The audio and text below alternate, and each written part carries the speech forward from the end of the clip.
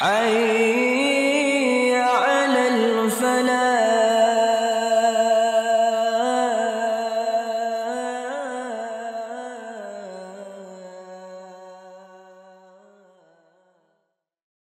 Assalamualaikum warahmatullahi wabarakatuh. Innal hamdalillah nahmaduhu wa nasta'inuhu wa nastaghfiruh wa na'udzu billahi min shururi anfusina wa sayyiati a'malina. May yahdihillahu fala mudhillalah wa may yudhlil fala hadiyalah. Asyhadu an la ilaha illallah wahdahu la syarikalah wa asyhadu anna Muhammadan abduhu wa rasuluhu alladzi la nabiyya ba'dah. Rabbi shrah li sadri wa yassir li amri wahlul 'uqdatam min lisani yafqahu qawli. Amma ba'du. Alhamdulillah, puji dan syukur kepada Allah Subhanahu wa taala, itulah ucapan yang paling kita layak diutamakan, dikarenakan setiap nafas, setiap gerak, setiap langkah kita itu tidak luput dari kehendak Allah Subhanahu wa taala, termasuk di mana kita mendapatkan taufik untuk mencari ilmu.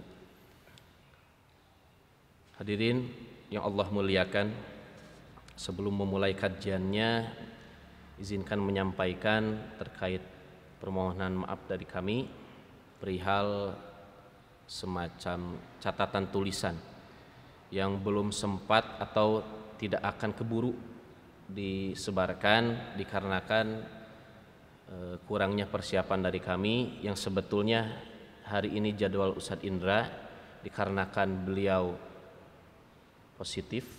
Nah, maka beliau izin dan meminta kami untuk mengganti, mewakilkan. Mudah-mudahan tidak akan mengurangi keberkahannya. Nah, sehingga permintaan ini kemarin malam.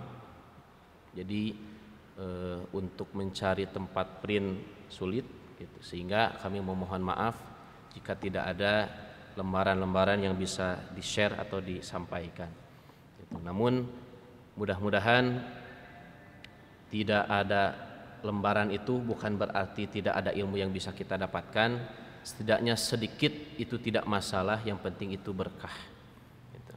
Hadirin yang Allah muliakan, pada hari ini hingga detik ini kita banyak mendapati informasi yang menunjukkan pada sisi negatif gitu. Ya, artinya seperti tadi saudara kita, ustadz kita, pembimbing kita terkena gitu kan. Kemudian saudara yang lain, tetangga yang lain di berbagai wilayah di kota Bandung itu hampir merata terkena virus yang menjadi istilahnya pandemi di masa ini. Nah, tentunya banyaknya informasi sakit itu menjadi sebuah pertanda untuk kita banyak mengingat Allah Subhanahu wa taala. Banyak yang sakit itu pertanda bahwa malaikat maut mengintai kita. Apalagi tidak sedikit, hampir setiap hari di masjid diumumkan ada yang meninggal si fulan, orang tua si fulan, anak si fulan dan sebagainya. Memang kematian itu ada setiap waktu, tidak ada pandemi pun kematian ada. Hanya yang terdengar atau terlihat berurutan, tartib, hampir setiap hari ada, setiap maghrib diumumkan, setiap subuh diumumkan gitu. Nah, itu menunjukkan harus adanya kewaspadaan di antara kita. Nah, kalaulah boleh berbicara, usia saya ini under 13, di bawah 30 tahun. Nah, sedangkan ibu-ibu, bapak-bapak di sini usianya lebih dari 40, lebih dari 50, artinya sudah banyak mengenyam manis, pahit, asamnya hidup. Artinya sebenarnya saya tidak layak untuk menyampaikan materi hari ini. Namun di sini ada dua poin yang bisa kita ambil. Pertama, itu menjadi pengingat, menjadi tadzkirah. Bisa jadi kita lupa, bisa jadi kita disibukkan oleh kesibukan yang lain sehingga perihal ini kita lupa. Dan bagi yang muda-muda dimanapun Anda berada, itu bisa menjadi cita-cita yang diperbaharui, niatan yang diperbaharui, di mana tujuan kita hidup di sini bukan untuk main-main, tetapi kita di sini akan diminta pertanggungjawabannya oleh Allah Subhanahu wa taala. Hadirin yang Allah muliakan,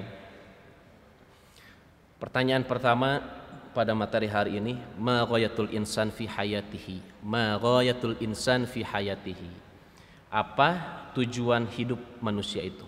Nah, gitu. Jadi kenapa saya membuat judul ma ghayatul insan fi hayatihi? Apa tujuan hidup manusia saat ini, kemarin dan yang akan datang? Apa? Nah, tujuan hidup manusia saat ini kita akan runutkan satu persatu. Alasan judul ini ialah dikarenakan khawatirnya banyaknya syarat persyaratan, banyaknya tanda-tanda kematian itu tidak menjadikan kita sadar, sehingga mau bagaimana lagi, mau nasihat apa lagi bagi kita untuk menjadikan kita hidup lebih baik lagi. Bahkan ketika saya mengkaji surat terakhir di dalam Al-Quran, yaitu surat An-Nas, di mana Allah menyebutkan Qul a'udzu birabbin nas, malikin nas, ilahin nas. Nah, di antara salah satu penafsir ada yang menafsirkan Rabbun nas artinya Tuhan manusia untuk anak-anak. Kenapa?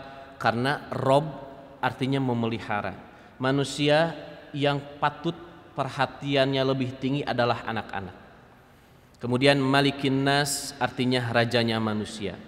Raja itu berkaitan dengan kekuasaan, dan kekuasaan itu identik dengan perpolitikan. Dan manusia yang kuat dengan perpolitikan, dengan kekuasaan itu lebih condong pada usia dewasa.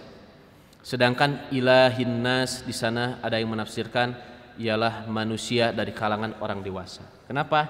Karena yang hendak dipikirkan oleh orang yang menepaus, orang yang sudah tua, ialah mereka mengingat Allah Subhanahu wa taala. Mereka menyembah Allah Subhanahu wa taala. Nah, ini di antara persyaratan di mana kita menjadi lebih dekat kepada Allah Subhanahu wa taala. Walaupun tidak menjamin dengan usia sudah lanjut lebih dari 60 tahun, itu menunjukkan bahwa ajal kita sudah dekat. Gitu. Bisa jadi cucunya yang lebih dahulu. Gitu. Kemudian sudah muncul uban, bukan berarti yang rambutnya masih hitam itu aman dari kematian. Yang masih sehat, masih aman, belum tentu. Gitu. Jadi di sini bukan berarti kita bebas, yang masih muda bebas untuk foya-foya, untuk senang-senang. Tetapi di sana menunjukkan bahwa kullu nafsin dha'iqatul maut, bahwa setiap manusia atau setiap jiwa itu akan merasakan mati. Nah, untuk jadwalnya itulah Allah tentukan. Namun yang kita perhatikan bukan kapan kita meninggal, tetapi apa yang kita persiapkan. Maka untuk mengingat kembali apa yang perlu kita persiapkan, kita harus mengulang kembali. Mungkin tidak diajarkan oleh orang tua kita ketika kecil, karena ketika kecil, ketika kita lahir, kita bisa menangis, berteriak, makan dan tidur saja. Tapi setelah dewasa, kita melihat kehidupan, kita disibukkan. Maka di sini kita mengulang kembali, memurojaah kehidupan kita, bermuhasabah diri, apa yang tertinggal dan apa yang masih bisa kita lakukan. Maka pertanyaan sekali lagi, ma ghayatul insan fi hayatihi? Apa tujuan besar yang diharapkan oleh manusia di dalam kehidupannya? Nah, yang pertama, ada manusia dengan gambaran ini disebutkan di dalam surat Muhammad ayat ke-12. A'udzubillahi minasyaitonirrajim. Walladzina kafaru yatamatta'una wa ya'kuluna kama ta'kulul an'amu wan naru mathwal lahum. Tipe pertama, manusia yang memiliki tujuan hidup, tetapi tujuan hidupnya hanya bersenang-senang, bahkan diibaratkan seperti makannya hewan ternak. Nah, di sini disebutkan walladzina kafaru, dan orang-orang kafir. Yatamatta'una, mereka mengambil kesenangan, ittakhadul mata'. Mereka, atau artinya tolabul mata', mereka mengambil kesenangan. Kesenangan apa? Kesenangan dunia. Wa ya'kuluna kama ta'kulul an'am, dan mereka makan, mereka mengkonsumsi, mereka menikmati seperti menikmatinya hewan ternak. Itu ya, seperti kita tahu kalau di antara kita ada peternak, kemudian ternaknya itu diabur, dilepaskan. Nah, ketika kita membiarkan hewan ternak itu dilepaskan, tidak akan mustahil dia akan memakan pohon atau memakan tumbuhan tetangga, yang mana itu bisa jadi haram. Itu kalau tidak ada izin dari pemilik rumput itu. Maka ketika kita melihat ayat ini dan orang-orang kafir yang menjadikan hidupnya itu adalah kesenangan dunia saja, nah ini tujuan hidupnya. Tujuan hidup orang kafir, makna kafir di sini tidak hanya dia itu memang kufur kepada Allah Subhanahu wa taala. Kan kafir itu kebalikan dari syukur. La in syakartum la azidannakum wa la in kafartum inna adzabi lasyadid. Maka kekafiran nikmat pun bisa dirasakan oleh orang yang KTP-nya Islam. Maka poinnya, jika orang tersebut baik muslim, jika dia hanya tujuannya kehidupan dunia, jika hanya menuntut bisnis yang besar, jika hanya menuntut emas sebesar gunung, jika hanya menuntut mencari berlian sebesar bongkahan batu, maka itu tidak ada bedanya dengan orang kafir secara hakikat. Gitu. Bahkan diumpamakan wa ya'kuluna kama seumpama mereka seperti hewan ternak yang memakan makanannya sendiri. Hewan ternak seperti kita tahu, dia tidak akan tahu apakah itu pencurian atau tidak, yang penting perutnya kenyang. Gitu. Bahkan di antara perumpamaan kenapa Allah menjadikan babi itu sebagai hewan yang paling hina. Kenapa? Karena dari apa yang dikonsumsi oleh babi itu adalah makanan yang paling kotor. Setelah dia membuang kotorannya itu, kotorannya akan dia makan. Gitu. Makanya disebutnya hewan yang paling jorok. Nah, apakah manusia bisa seperti itu? Bisa. Kejorokannya bukan berarti terhindar dari kekotoran, gitu kan. Joroknya itu bukan berarti tidak bersih, tapi jorok itu bisa bermakna dia mencuri, dia mengambil hak orang lain, istilahnya dia mendapatkan uang dari suap karena untuk melancarkan proyek orang lain, kemudian usahanya itu sampai menginjak hak orang lain dan sebagainya, gitu. Nah, itu pun tidak ada jauhnya dengan makanan yang kotor. Nah, itu menjadi poin yang penting gitu. Nah, apakah manusia bisa lebih buruk dari hewan? Bisa. Gitu kan. Di dalam sebuah ayat disebutkan bahwa manusia itu walahum a'yunul la yubsiruna biha walahum adhanul la yasma'una biha. Nah, mereka itu memiliki mata tetapi tidak untuk melihat hal yang baik. Mereka itu memiliki telinga tetapi tidak untuk mendengarkan yang baik, dan mereka pun lahum qulubul la yafqahuna biha. Mereka memiliki hati tetapi tidak untuk memahami. Nah, mereka ulaikal an'am balhum adall. Nah, disebutkan di sini menggunakan redaksi al-an'am. Mereka itu tidak ada bedanya dengan hewan ternak. Hewan ternak dipanggil kuda, apakah manggil? Enggak. Sapi, apakah manggil? Tidak. Yang penting dia makan, dia tidur, dia buang air dan sebagainya. Gitu. Nah, di sini redaksinya disebutkan diperkuat balhum adall, bahkan manusia itu bisa lebih sesat daripada itu. Kenapa? Karena kambing itu lebih baik ketika dia diliarkan, dia akan memakan apa yang dia butuhkan. Seperti singkong misal, dia hanya akan memakan daunnya. Tidak mungkin dia akan memakan batangnya. Bahkan tidak mungkin dia sampai mencabut atau membawa cangkul. Kalau manusia, daunnya diambil, batangnya diambil, kemudian akarnya diambil. Bahkan kalau ketahuan orang yang memilikinya, bisa dia bunuh. Gitu. Dan sekarang banyak informasi-informasi seperti itu. Gitu. Jadi manusia bisa lebih sesat daripada itu, bisa. Gitu kan. Berkali lipat. Gitu.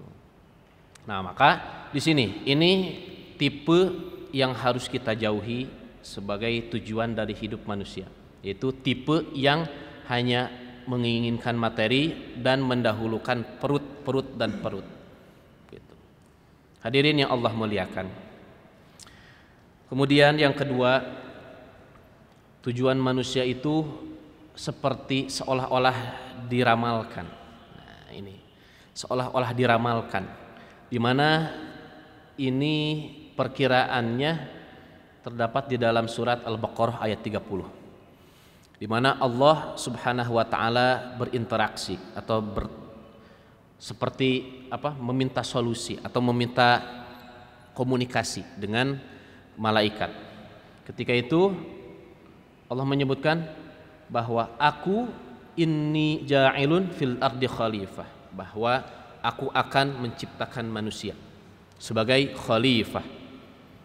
Nah, ketika itu para malaikat protes. Qalu ataj'alu fiha may yufsidu fiha wa yasfikud dima. Nah, ini sebelum Allah menciptakan Nabi Adam, malaikat sudah protes, seolah-olah meramalkan, ataj'alu fiha may yufsidu fiha wa yasfikud dima. Apakah engkau ya Allah akan menciptakan suatu entitas, suatu wujud, suatu makhluk yang kehidupannya tidak akan bisa dilepaskan dari yufsidu, merusak, dan juga wayasfikud dima, dan mengucurkan darah. Artinya dia bisa merusak alam dan merusak manusia itu sendiri. Dia bisa berselisih dengan manusia itu sendiri. Nah, di sini apakah tujuan manusia untuk merusak? Nah, memang jika kita lihat dari harapan, tidak mungkin, tidak ada norma, tidak ada undang-undang, tidak ada nilai yang menunjukkan bahwa kita diperbolehkan merusak alam ini. Kita pasti setuju.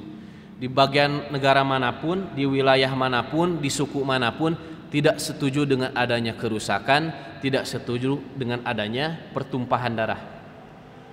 Tetapi ketidaksetujuan itu apakah bisa diharapkan dengan hanya sebatas nilai-nilai saja?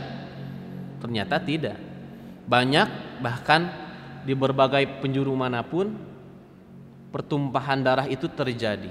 Jangankan ke orang yang jauh, orang tua dengan anak itu. Bahkan kemarin saya dapat berita seorang ibu rela membuang bayi yang baru lahir di pinggir jalan. Nah, dan itu ketahuan sama CCTV gitu. Dan pelakunya tidak merasa berdosa gitu. Itu diharapkan tidak, tetapi bisa terjadi. Kenapa? Karena banyak faktor. Nah, apakah itu yang kita harapkan? Menjadi manusia yang merusak sebagaimana yang disebutkan oleh malaikat, ataukah sebaliknya? Gitu. Namun di sini Allah Subhanahu wa taala yang Ar-Rahman, yang Ar-Rahim, Maha Pengasih, Maha Penyayang. Allah mengatakan, qala inni a'lamu ma la ta'lamun. Wahai malaikat, kami ini lebih mengetahui apa yang kami kerjakan. Jadi memang perbuatan manusia itu ada kalanya dia merusak gitu. Tapi bukan berarti kita meninggalkan penciptaan manusia dengan kerusakan itu, karena manusia memiliki potensi yang lain gitu. Manusia memiliki potensi yang lain. Nah, di antara kemuliaan, nah di sini Allah menjelaskan pada surat yang lain, surat Al-Isra ayat 70, di mana walaupun manusia itu memiliki perbuatan atau bisa berbuat jahat, bisa berbuat buruk, tetapi sejatinya manusia itu adalah makhluk yang mulia. Allah menyebutkan, walaqad karramna bani adama wa hamalnahum fil barri wal bahri wa razaqnahum minat thayyibati wa faddalnahum ala katsirin mimman khalaqna tafdhila. Nah, sungguh, laqad itu kalimat taukid, kalimat penguatan, artinya tidak boleh ada keraguan, la raiba fi. Allah sudah menegaskan, walaqad karramna, sungguh kami telah memuliakan manusia. Di mana wa hamalnahum fil barri wal bahr, dan kami sudah mengangkut dan kami sudah mengutamakan manusia di darat dan juga di laut. Di sini tidak disebutkan fil hawa, di udara. Kenapa? Karena burung pun sekalipun dia terbang, dia tidak bisa terbang selamanya. Maka di sini disebutkan fil barri wal bahri, di darat dan di laut. Nah, di sini kalau kita lihat Allah Subhanahu wa taala memuliakan manusia dengan apanya? Di darat dan di laut itu dengan apanya? Sekiranya dengan fisiknya, jika kita bertarung dengan binatang buas, dengan harimau, tentu kita akan mati konyol. Gitu. Sekiranya kita beradu kepala dengan banteng, kita pasti kalah. Sekiranya kita lari dengan kuda, kita pasti kalah.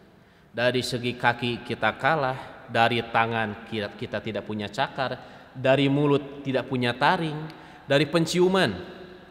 Kalau ada pelaku narkoba, untuk menyembunyikannya di suatu tempat pakai apa? Pakai kalbun, pakai anjing. Nah, karena penciumannya lebih kuat. Dari unsur telinga, nah, ayam lebih bagus. Kemudian kelelawar lebih bagus. Apa yang ingin kita harapkan? Dari bulu, kita tidak punya bulu. Apakah kita bisa berkicau seperti burung cendrawasih? Tidak bisa. Bukan dari daging. Di sini ada yang ingin makan daging manusia? Tidak. Pas nanti kurban, misal sebentar lagi, di sini ada yang timbangannya 200 kilo. Ini nih, kita kurbankan saja. Nah, tidak, karena tidak enak. Gitu. Jadi dari segi fisik manusia itu tidak bisa diutamakan. Lalu apa yang diutamakan dari manusia? Apa yang dimuliakan dari manusia? Di antaranya adalah mereka memiliki akal. Hidayatul akli. Mereka memiliki akal. Manusia tidak bisa mendengar dari kejauhan, tetapi dengan kecerdikannya membuat handphone, membuat telepon, hingga jangankan tidak terdengar dari 2 km, 3 km, belahan dunia yang lain kita bisa mendengarkan ketika itu. Berita di waktu yang sama di belahan dunia manapun kita bisa lihat. Bahkan kemarin ketika ada pertandingan Euro, bapak-bapak, sepak bola di Eropa, gitu kan, kita bisa nonton menggunakan televisi. Gitu. Nah, itu dengan kecerdasan manusia itu menjadi lebih mudah. Kalaulah dilihat manusia tidak bisa lari, tapi manusia bisa membuat kendaraan yang kecepatannya 300 km per jam, lebih cepat dibanding hewan paling cepat di dunia. Di antaranya hewan yang paling cepat adalah cheetah, itu bisa lari sampai 140 km per jam. Nah, sedangkan manusia bisa membuat lebih daripada itu. Dari unsur misal hal-hal yang lain, nah itu menjadi keutamaan dari kita, tentunya dari akal. Gitu. Ini kemuliaan manusia di dunia.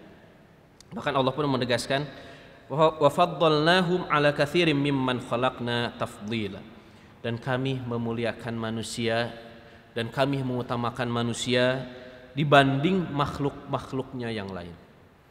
Terkadang kita membuat perumpamaan. Misal, hatimu seperti malaikat. Nah, padahal kalaulah dilihat dari redaksi Al-Quran, yang paling mulia itu adalah manusia. Tetapi kenapa tidak ada ungkapan hatimu seperti manusia? Nah, kenapa? Karena malaikat itu hidup dengan ketaatan. Dia tidak akan pernah la ya'sunallaha ma amarahum.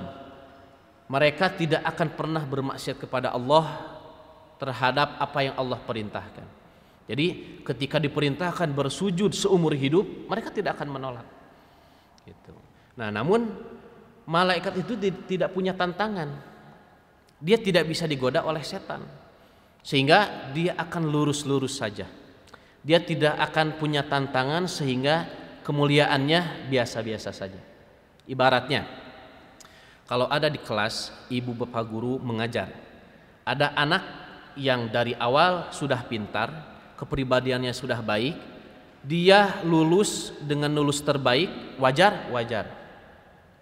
Semester pertama, kedua, ketiga, keempat, kelima, keenam lulus masuk ke SMA. Itu wajar.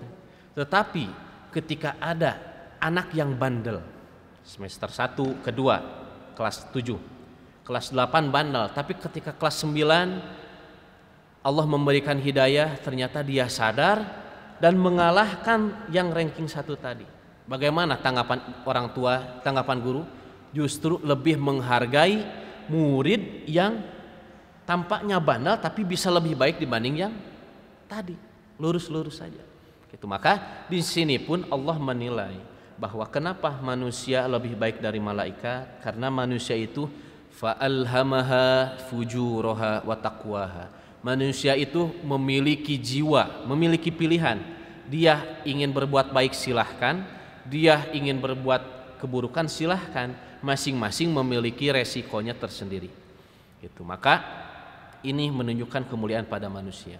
Adapun apakah manusia lebih mulia daripada jin? Jelas. Dengan malaikat saja lebih mulia, apalagi dengan jin. Apalagi ketika disebutkan apakah manusia itu mulia dari setan? Jelas.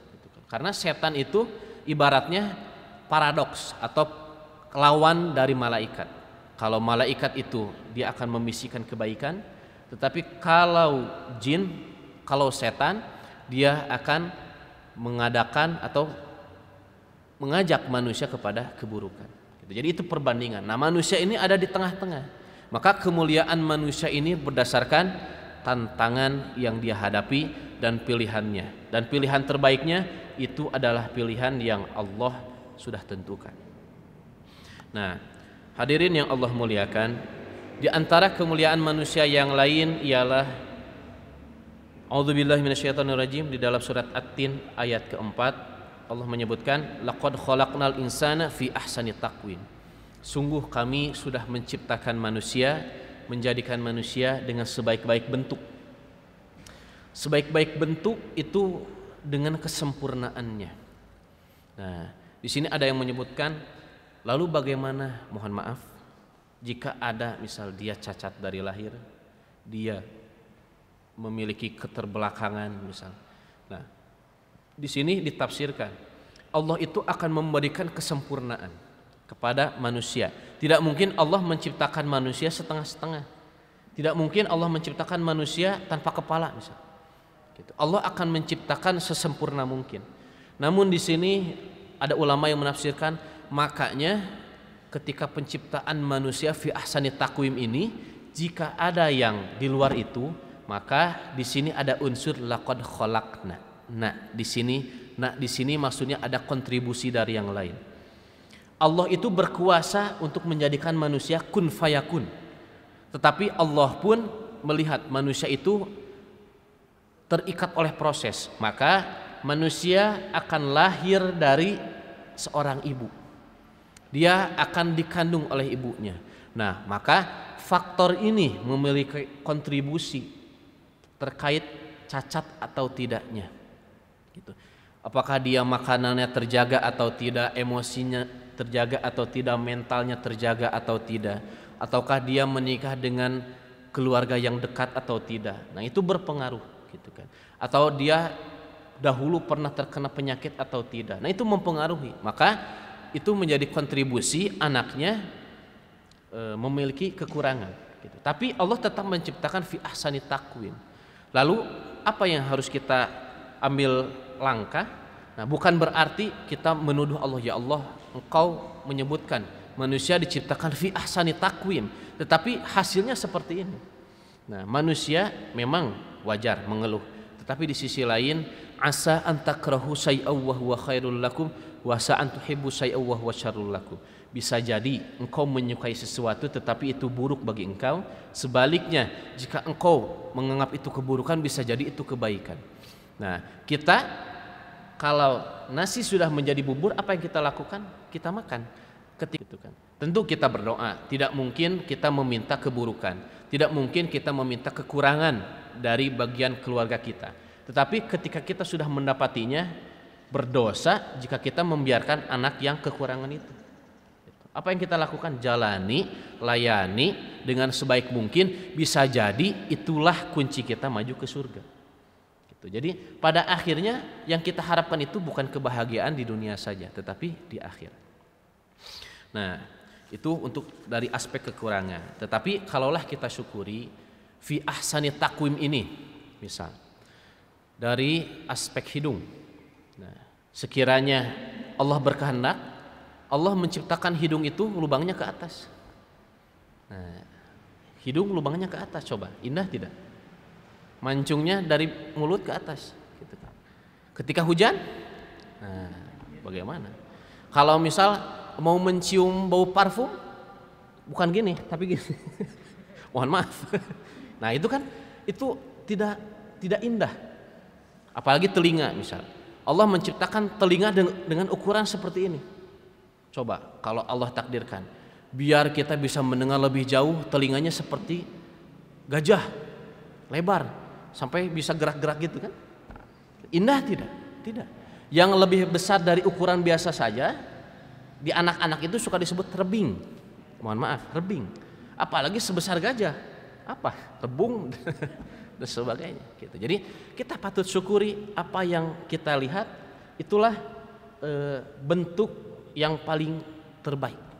Gitu kan. Sekiranya misal zaman sekarang ada kosmetik. Kosmetik itu tidak hanya ada yang per tempo. Ada yang kosmetik itu bisa permanen. Contohnya operasi plastik. Nah, orang Indonesia, mereka mohon maaf, hidungnya Allah ciptakan dengan minimalis. Ya. Kalau itu bahasa mudahnya dari pesek. Mohon maaf, minimalis. Nah, ketika itu melihat ada temannya, kemudian ibu-ibu arisan misal, mohon maaf. Nah, kan yang memandang fisik lebih banyak ke perempuan. Nah, punya uang, kemudian dia ingin operasi plastik, hidungnya diperbesar. Jadi indah tidak? Gitu kan. Ada yang indah, ada memang. Tapi kebanyakan setelah dia mencos, gitu kan, runcing hidungnya, itu akan mengembang sendiri, seperti karet masukkan ke minyak, gitu kan. Jadi akhirnya tidak indah, sehingga mau tidak mau yang pernah operasi plastik dan gagal itu akan merasa, ya Allah, kenapa dahulu saja tidak bisa saya bersyukur, sehingga apa yang kita rasakan, apa yang saya rasakan hari ini itu menjadi sebuah kerugian, gitu kan. Nah ini banyak, gitu kan. Apalagi sekarang dunia kosmetik Korea dengan drakornya, drama Koreanya, dengan unsur dan sebagainya, K-pop dan sebagainya, itu mempengaruhi sekali. Gitu. Bahkan saya baca berita sampai-sampai orang Cina, jadi perusahaan Korea dengan Cina itu ada kerjasama, di mana akan memberikan pelayanan untuk orang-orang Cina yang ingin operasi plastik. Nah, orang-orang Cina berangkat ke Korea, gitu kan. Sekian bulan, karena kan prosesnya operasi plastik itu tidak sebentar. Tidak mungkin pasang hidung, enggak. Tapi dioperasi dia harus menggunakan metabolisme tubuh sendiri, gitu kan. Nah, ketika itu dia akan bawa paspor, ke luar negeri bawa paspor. Di paspor fotonya awal, ketika pulang dari Korea dia ditahan di bandara. Kenapa? Kok wajahnya beda? Gitu. Kok wajahnya beda? Gitu. Karena yang awal ini pulang ini, gitu kan. Akhirnya untuk menjadi jalan keluar, akhirnya dari pihak Korea bikin surat bahwa ini si fulan yang awalnya si A, wajahnya kemudian dirubah jadi si B. Gitu. Nah, ini terjadi. Gitu. Maka dibanding sekarang kita memikirkan, ya Allah, saya punya uang, saya ingin punya fisik yang baru. Mohon maaf, yang lebih tua ibu-ibu, bapak-bapak yang sudah mengalami berbagai kehidupan, apakah masih mengharapkan istrinya cantik seperti artis-artis? Tidak, gitu kan. Orang yang sudah mengalami banyak kehidupan tidak mengharapkan fisik lagi, tetapi kenyamanan, kedamaian. Istrinya cantik, tetapi mulutnya tidak cantik, kemudian attitude-nya, perilakunya tidak baik. Suami di rumah stres, pasti stres. Gitu kan, makanya yang diharapkan itu tidak hanya materi, tidak hanya fisik, karena itu fana. Gitu. Hadirin yang Allah muliakan. Nah, kemudian misal kalau gambaran yang lain, suami atau ibu-ibu, bapak-bapak memiliki kumis, kemudian Allah ciptakan ibu-ibu punya kumis, indah tidak? Tidak, tidak enak, punya janggut dan sebagainya. Atau zaman sekarang, mohon maaf, ada istilah emansipasi, kesetaraan gender, sehingga ketika laki-laki berangkat ke gym ingin menambah massa ototnya seperti Aderai, perempuan pun tidak mau kalah. Itu sehingga wajahnya imut tapi ototnya amit-amit. Gitu. Banyak. Kenapa? Karena kesetaraan gender. Nah, ini perilaku-perilaku seperti ini yang melepaskan watak perilaku kepribadian sejati manusia itu sendiri. Gitu. Nah, kemudian saya pernah membaca di bukunya Buya Hamka, salah satu aktivis dakwah, dan beliau adalah ketua MUI pertama di Indonesia. Di dalam bukunya salah satunya Pribadi Hebat, saya membaca bahwa ketika ada 10 hewan kurban, kerbau, hewan kurban. Nah, ketika kita ingin membelinya, yang kita lihat apa? Tanduknya, kulitnya, atau fisiknya? Tentu kita akan melihat dari unsur fisiknya. Yang berotot, yang memiliki massa tubuh yang paling besar, itu yang akan kita nilai, yang akan kita perhatikan untuk kita ambil sebagai hewan kurban. Karena itu kualitasnya. Tetapi kalau di sini, mohon maaf, ada 10 laki-laki bertelanjang dada, yang kita ambil yang mana? Tapi rata-rata semuanya misal cungkring, kurus. Yang kita ambil mananya? Apakah fisiknya? Oh, ini mah jelek, ini mah jelek, ini mah jelek? Tidak. Yang kita ambil, yang kita lihat dari manusia, kualitasnya bukan fisik. Sekali lagi tadi disebutkan bukan fisik. Kita kalah dengan hewan. Gitu. Tetapi yang kita lihat adalah akalnya, perilakunya. Itulah manusia. Bahkan di antara hobi saya ialah menonton wayang. Kita dengar di Sunda ada wayang golek, ada si cepot, ada dawala, gitu kan. Ada semar dan sebagainya. Saya mengambil unsur-unsur filsafat kehidupan, filosofi kehidupannya. Di antaranya Semar yang digambarkan sebagai manusia berfilosof itu berkata kepada Gatot Kaca atau kepada Bima, itu ayah dan anak. Kata Semar, yang mana manusia itu?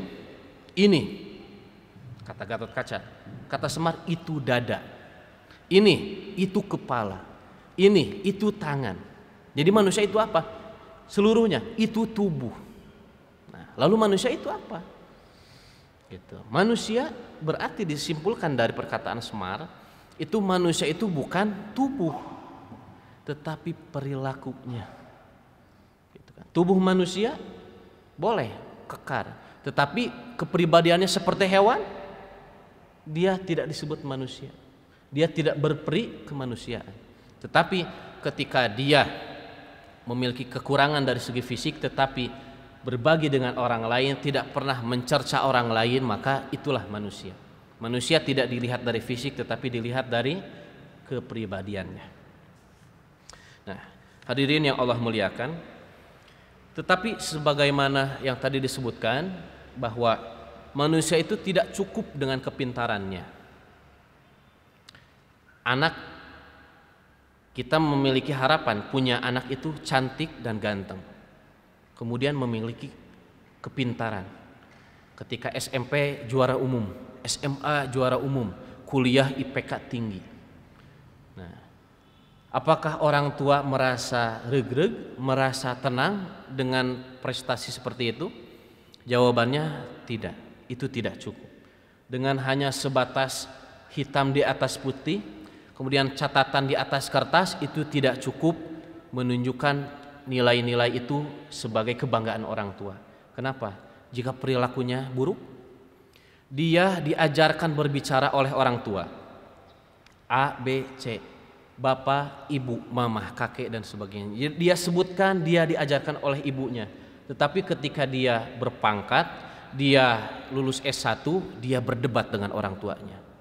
Merasa ilmunya sudah tinggi, dia berdebat dengan orang tuanya. Tanpa melihat di sana ada nilai-nilai kesopanan, di sana ada nilai-nilai keteladanan. Apa yang diharapkan oleh orang tua? Orang tua akan berpikir prestasi yang dia dapatkan dahulu tidak ada nilainya. Tidak ada nilainya. Itu sudah bagus, tetapi kepribadian yang buruk itu membuat semuanya menjadi nol. Prestasi sebesar apapun, jika hasilnya berujung pada kepribadian buruk, itu nol. Nah, maka itu tujuan manusia yang pertama yang tidak cukup.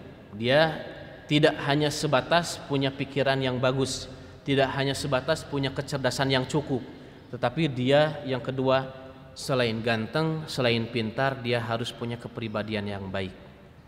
Dia mudah berbagi, dia mencintai orang tuanya, bahkan tidak sedikit pun rela membuat kedua orang tuanya menangis. Bahkan dia sampai rela untuk menunggu orang tuanya makan sebelum dia makan. Salah satunya di antara hadis disebutkan ketika ada 3 orang yang terjebak di dalam gua. Nah, ketika itu mereka berwasilah, bertawasul dengan amalan baik mereka. Nah, salah satunya ada yang bertawasul, berwasilah dengan amalan di mana dia bekerja di semacam peternakan susu, dan hasil dari peternakan itu tidak akan dia nikmati sendiri, tidak akan dia nikmati untuk keluarganya kecuali orang tuanya terlebih dahulu menikmatinya. Ketika itu orang tuanya sedang tidur, dia tunggu sampai orang tuanya bangun. Sehingga wasilah ini Allah nilai sebagai wasilah kebaikan. Nah, ini di mana orang tua sukses menjadikan anaknya terbaik, di mana keterbaikan itu dilihat dari keteladanan yang diciptakan oleh anak tersebut, dan anak tersebut tidak menjadikan orang tuanya sebagai beban, tidak menjadikan dirinya sebagai beban, dan menjadikan dirinya sebagai manusia yang berbuat baik, birrul walidain. Gitu. Nah, memang banyak sekarang terjadi hal-hal yang miris. Bahkan orang tua saya pernah berbicara, ketika anak zaman sekarang usia 5 tahun sudah bisa buka HP, sudah bisa buka YouTube, sudah bisa main game.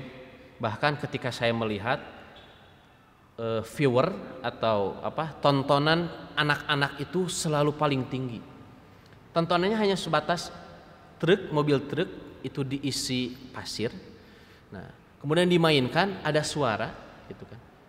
Dimainkan, itu viewernya 50 juta, 100 juta. Yang nonton itu sampai segitu. Nah, saya menyimpulkan anak itu tidak melihat karena kesenangan, gitu kan. Tapi dia kadang mencet sehingga viewernya menjadi banyak.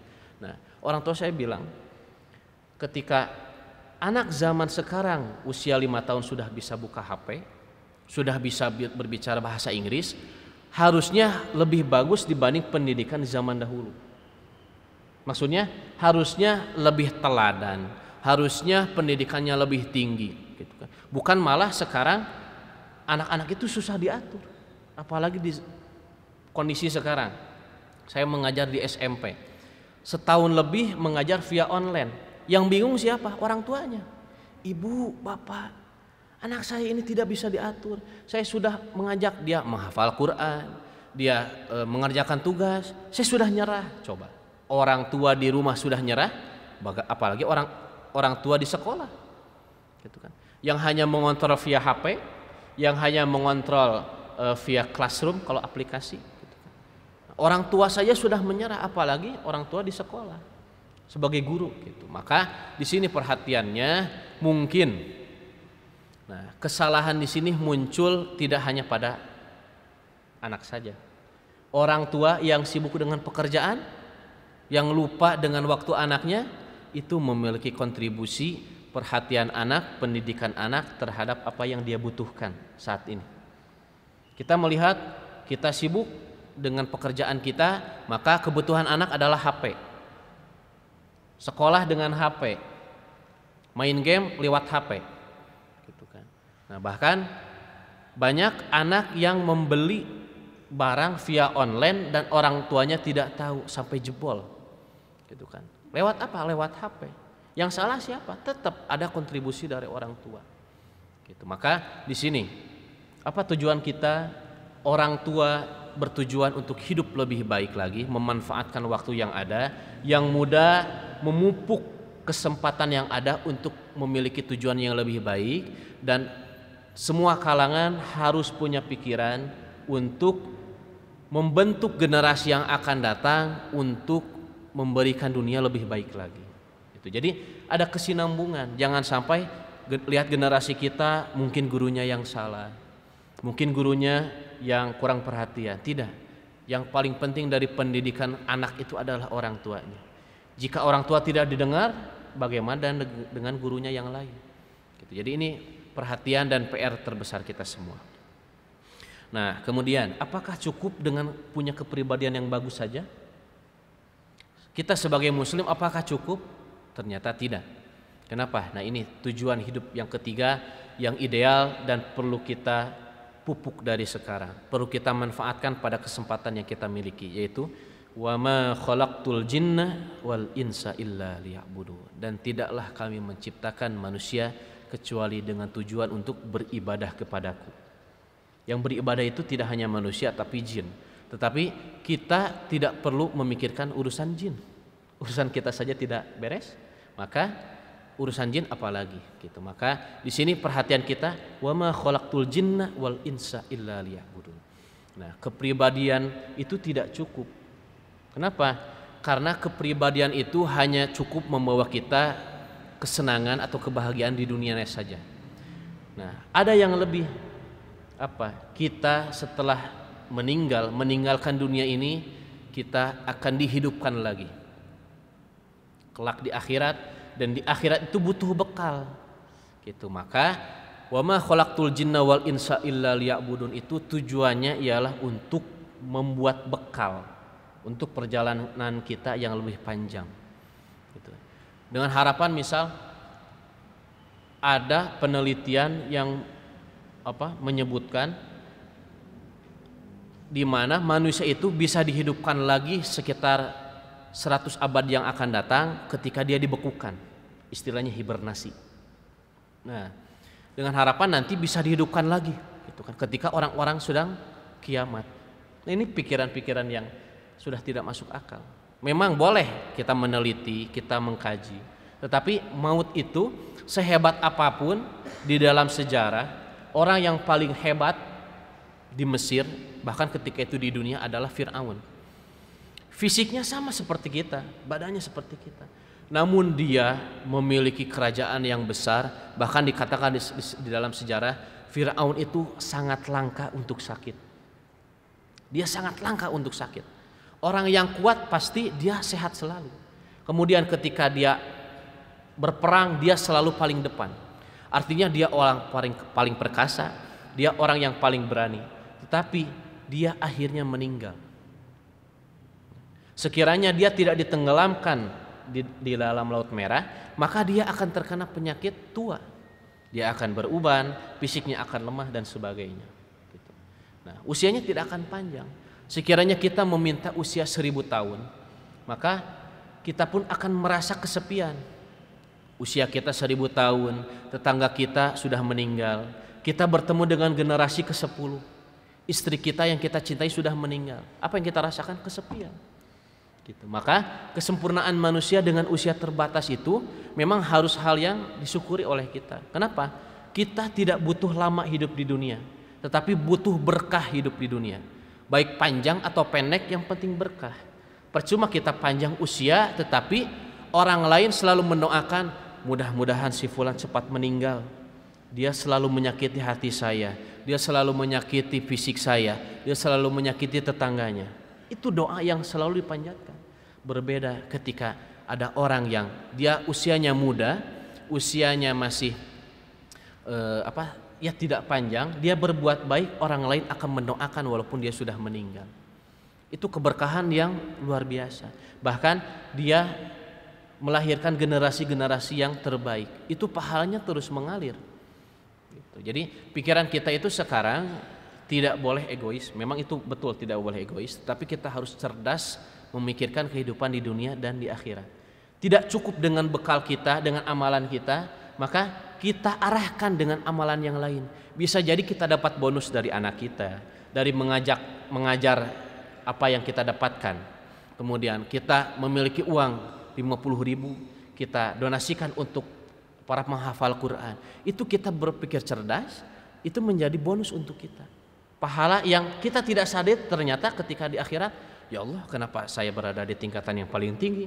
Padahal saya tidak berbuat banyak. Ketika itu dikeluarkan. Ini nih. Engkau sering membaca Al-Quran, engkau sering mengajar, engkau sering tahajud dan sebagainya. Itu amalan-amalan yang membuat kita tidak tahu ternyata banyak bonus yang Allah dapatkan. Kan kita senang. Gitu. Ketika suami memberikan gaji dari hasil gajinya kepada istrinya, ternyata setelah itu, mah ini bonus. Senang tidak ibu-ibu? Senang. Gitu kan. Nah, apalagi ketika suami dia rela memberikan bonus-bonusnya itu kesenangan. Gitu. Nah, itu hal yang luar biasa. Gitu. Nah, di sini makanya ketika sepanjang apa yang kami sampaikan tadi, bahwa fisik itu tidak menjadi standar kemuliaan manusia. Kecerdasan pun tidak menjadi standar kemuliaan manusia. Kepribadian yang baik pun tidak menjadi standar kepribadian manusia yang mulia. Kepribadian yang mulia itu distandari di dalam agama kita oleh liya'budun, beribadah, ditandai dengan apa? Inna akramakum indallahi atqakum. Sesungguhnya makhluk yang paling mulia di sisi Allah adalah yang bertakwa. Takwa itu standarnya bukan fisik. Kalaulah karena fisik mungkin kita kalah. Dari mata kita coklat. Orang Eropa warna biru, warna hijau, warna abu. Gitu kan. Dari segi rambut, gitu kan. Mereka berwarna-warni, ada pirang dan sebagainya. Kemudian dari segi kulit, gitu kan. Kita sawo matang. Yang lain warna putih dan sebagainya. Dari segi fisik, idealnya kita mengharapkan minimal 170 cm. Nah, sedangkan rata-rata di Indonesia, menurut penelitian, Indonesia termasuk negara dengan postur tubuh paling minimalis di dunia. Itu rata-rata 155 cm. Gitu. Sedangkan negara yang paling banyak postur paling tinggi adalah Belanda. Rata-rata 180 cm. Gitu. Jadi kalaulah dari fisik kita kalah, negara Belanda pasti Allah yang paling muliakan. Tetapi Allah tidak melihat itu. Allah melihat yang paling mulia di antara kita adalah bertakwa. Dan dengan bertakwa apa cara menjaganya? Pertama, hablum minallah, kita jaga. Aqimus shalah, saum, berzakat dan sebagainya. Dan kedua, hablum minan nas, kita berbagi dengan tetangga, kita berbagi dengan sesama, dan kita menjaga al-muslimu man salimal muslimuna min lisanihi wa yadihi. Seorang muslim ialah dia menjaga lisan dan tangannya dan fisiknya. Artinya kita berbuat baik kepada siapapun tanpa menyakitinya. Ketika mereka berbuat salah kita maafkan. Nah, itu jalan yang membuat kita menjadi bertakwa. Dan dengan takwa itu Allah menjadikan kita bersama dengan orang-orang soleh, terutama dengan baginda Nabi Muhammad SAW. Mungkin itu yang bisa kami sampaikan. Mohon maaf ketika banyak kekurangan. Aqulu qauli hadza wa astaghfirullah li wa lakum. Wassalamualaikum warahmatullahi wabarakatuh. Hayya 'alal falah.